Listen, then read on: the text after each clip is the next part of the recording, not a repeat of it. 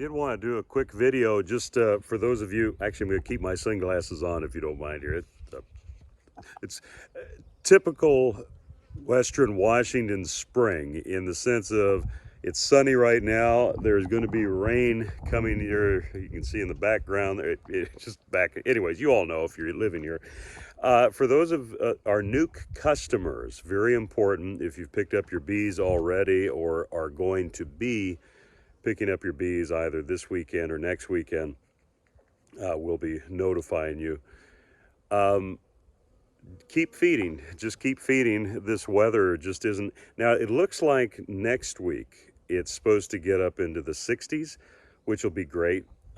This is a perfect example. Anyways, to finish though, what I was saying is that I would just keep feeding, make sure they've got good resources. The nukes this year have decent weight to them, but you know, it's cold and it's just better to be on the safe side and make sure they've got good resources. For those of you kind of wondering, when is it a good time to feed pollen patty or pollen substitute? This spring was a really good example of where feeding pollen substitute later into the spring, because I mean, I think I put out a video about giving them pollen sub around the middle of March. Beginning of March, middle of March, help them start building up their brood. Just remember that whenever you're giving them protein, pollen, or they're getting pollen, that really stimulates brood rearing, because obviously protein is a very important building block for reproduction in really any living thing. So just kind of, if that helps make the connection, where it would have been helpful continuing to feed pollen sub this year is that their foraging abilities have been really minimal. And so instead of losing momentum, because obviously if they're not being able to forage and not being able to get pollen, their brood rearing is going to be cut down. If you were feeding them pollen sub, which I know many of you were because you're buying it from us or what have you, your bees aren't losing any momentum. They're still building up.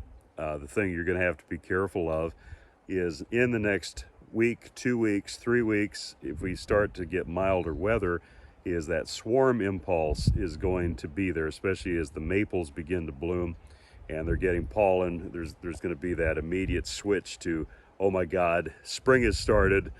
We got to reproduce. And as I've often said, you know, it's better to be proactive and keep your bees from thinking about swarming than trying to be, retroactive and, oh, I've got swarm cells, I better do something.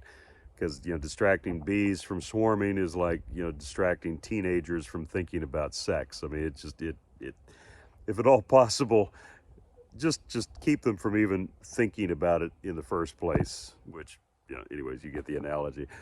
I will catch you later, and hopefully this is helpful, and thank you all again so much. This is where I take my sunglasses off so you can see the sincerity in my eyes.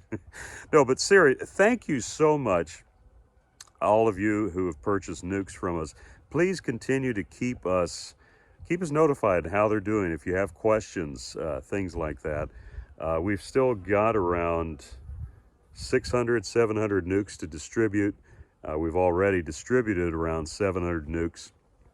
And so, those of you who are wondering, if you've ordered, I think, well, I'm not even going to say, because Chris handles the nuke distribution and what have you. I think I better not say, but anyways, we're getting it done, and within the next couple of weeks, we'll have all of the nukes distributed.